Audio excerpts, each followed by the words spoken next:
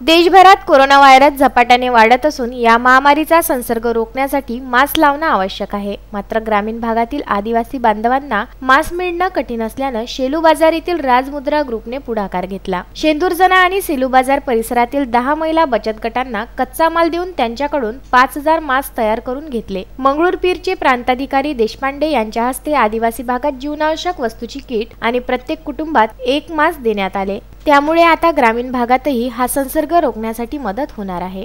कोरोनाचा प्रसार रोखण्यासाठी मास्क लावणे फार गरजेचं आहे आणि आमच्या या वाशिम जिल्ह्यातील ग्रामीण भागामध्ये बऱ्याचदा महिला मास्क लावत नाही आणि त्यांची जी घातलेली साडी आहे त्याचाच मास्क म्हणून वापर करतात। त्याच्यामुळे वाशिमच्या काही लोकांकडून आम्ही मास्क चे डोनेशन्स घेतले आणि रोज आमच्या ऑफिस पुढे एक बॉक्स ठेवलेला आहे, त्याच्यामध्ये मास्क भरून असतात आणि पाहिजे त्याला मास्क असं म्हणून आम्ही ज्याला वाटेल तो तिथनं मास्क घेऊन चाललाय आणि याच्यामध्ये विशेष प्राधान्य आम्ही महिलांना दिलेलं आहे। या मास्क बरोबर गहू आणि तांदूळ दिल्यामुळे ग्रामीण भागात कुणीच उपाशी राहणार नाही। त्यामुळे आम्ही सर्व महिला समाधानी असल्याचं मत बचत गटातील महिलांनी व्यक्त केलंय। संदीप भातुडकर, विदर्भ न्यूज, वाशिम।